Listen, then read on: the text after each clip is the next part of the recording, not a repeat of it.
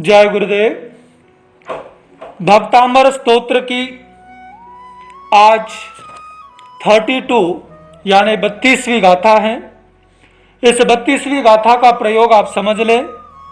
यह 32वीं गाथा का जो स्मरण करता है, विधान करता है, जो इसकी स्तुति करता है, भक्ति करता है, उसे लक्ष्मी की कृपा प्राप्त होती है।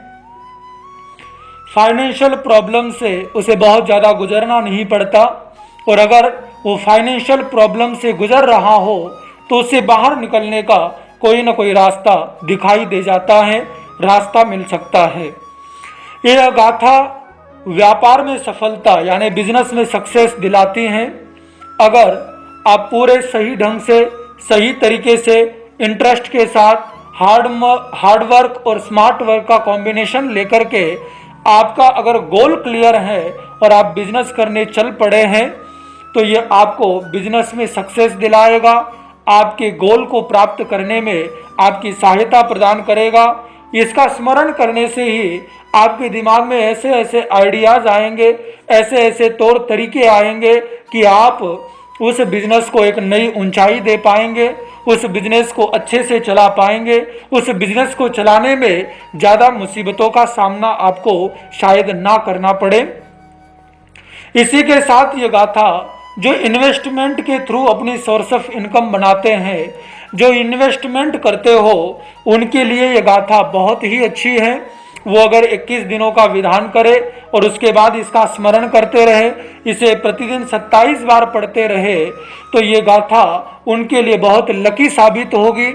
लेकिन इन्वेस्टमेंट में अगर काम करते हो तो इस बात का ध्यान रखें, केवल आंखें बंद करके गैम्बलिंग की तरह इन्वेस्टमेंट नहीं करना है, बल्कि अच्छी तरह गवर्नमेंट की पॉलिसीज को समझकर, कंपनी के रुख को देखकर और सारा कुछ जो इन्फॉर्मेशन चाहिए होती है उसके बेस पर आप अपनी ओर से अपना राइट निर्णय ले तो यह आपको मदद करेगी, आपको इंट्यूशन मिलेगी, आपको कुछ ना कुछ ऐसा संकेत मिलेगा कि आप जिस ओर जा रहे हैं वो रास्ता सही है या नहीं, आपको उस ओर इन्वेस्ट करना चाहिए या नहीं। लेकिन एक बार पुनः कह दूं कि पहले आपको अपनी ओर से सारा कुछ क्लियर कर लेना जरूरी है। ऐसा नहीं गाथा पढ़ ली, आपने मंत्र पढ़ लिया और जहां चाहे वहां इन्वेस्ट कर दिया और आप करोड़पति बन जाएंगे, अरबपति बन जाएंगे। ऐसा नहीं होने वाला, बल्कि यह गाथा आपको सही डिसीजन लेने में मदद करेगी, आपके विचारों में शुद्धि लाकर, आपको बुद्धि प्रदान कर, आपको सही मार्ग प्रदान कर सही दिशा में चलाने का प्रयत्न करेगी। लेकिन आपकी अपनी जो खुद की मेहनत है वो तो आपको करनी ही होगी। इसी के साथ साथ इस गाथा का स्मरण करने से रुके हुए पैसे मिलने में भी लाभ होता है। वैसे अन्य गाथाएं इस बारे में मैं बता चुका हूं, आप चाहे तो जाकर के अन्य वीडियोस को चेक कर सकते हैं। सॉल्यूशन सिंप्लीफाइड इस चैनल पर सारी गाथाओं के प्रयोग अवेलेबल हैं। ये रुके हुए पैसों में भी लाभ देती हैं। आइए पहले गाथा को जान लेते हैं, फिर उसके मंत्र को। ये जो गाथा है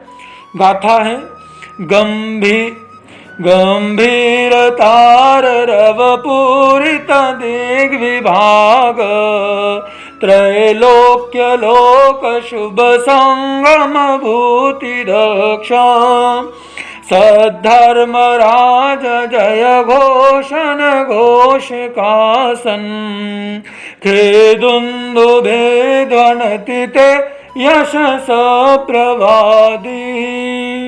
यह है गाथा 32 यानी 32वीं गाथा है। इसे 27 बार आपको पढ़ना है, 27 टाइम्स आपको इसे गुनगुनाना है।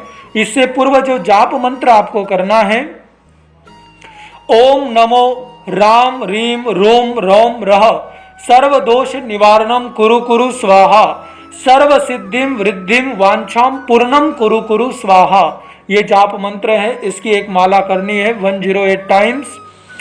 गाथा का पाठ 27 टाइम्स होने के बाद जो रिद्धि मंत्र आपको जपना है वो रिद्धि मंत्र दे रहा हूं। ओम रीम अरहम नमो घोर गुण बम्ब यारिनम, झ्रोम झ्रोम नमः स्वाहा। ये है रिद्धि मंत्र, इसकी भी एक माला करनी है।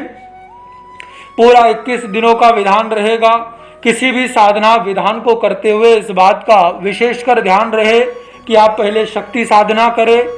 शक्ति साधना के बाद आप संकल्प जरूर करें कि आप किस लिए कर रहे हैं और गुरु की कृपा अवश्य प्राप्त करें। अगर आप इन सब बातों का ध्यान रखेंगे तो निश्चित रूप से आपके जितने लाभकारी प्रयोग बताए जा रहे हैं उनका लाभ आप प्राप्त कर पाएंगे। आज केवल इतना ही। ओम शांति।